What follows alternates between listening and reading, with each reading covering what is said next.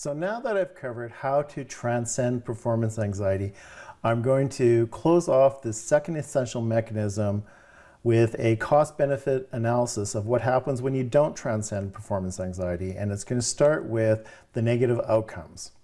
And they are a tendency to not create videos. Why is that? Well, because you haven't dealt with all the reasons why you're freaked out about being in front of the camera. And believe me, I know about being freaked out.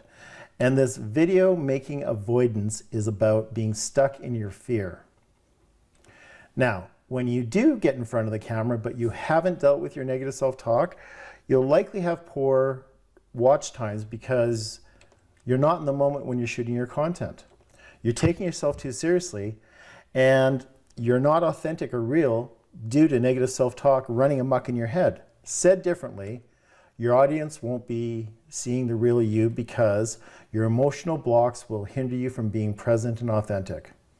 The end result of these? Well, your audience won't lean in, and it's all about leaning in. And therefore, you won't be influencing their behaviors, such as getting likes, subscriptions, having them share your content, or have your avatar, which is your ideal client and who you're making your content for, purchasing your services or your content. Conversely, the benefits of understanding and transcending your performance anxiety is really about you will have greater capacity in all aspects of your practice and services. You'll have greater capacity to be present when creating and shooting your content. You'll have reduced or less negative self-talk, self-doubt, and embarrassment, which really is about shame if you really look at it. Your audience will experience greater authenticity from you and in your videos, and you'll have greater acceptance and peace of mind. You'll be more present in your entire life, and you'll have a greater capacity to show up.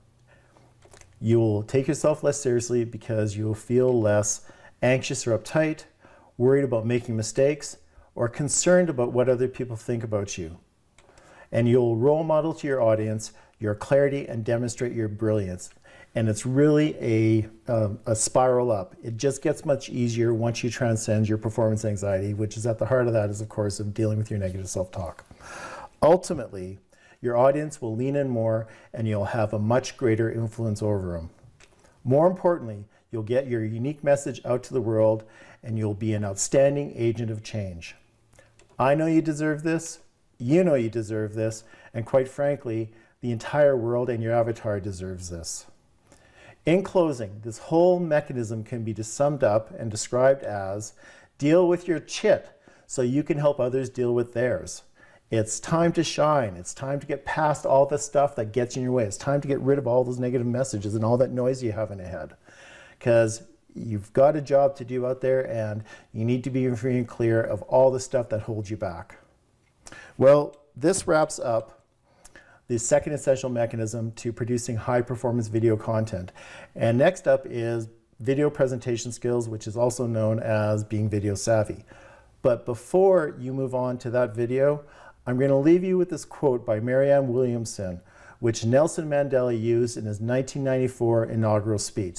So check this out and then come join me on the next essential mechanism.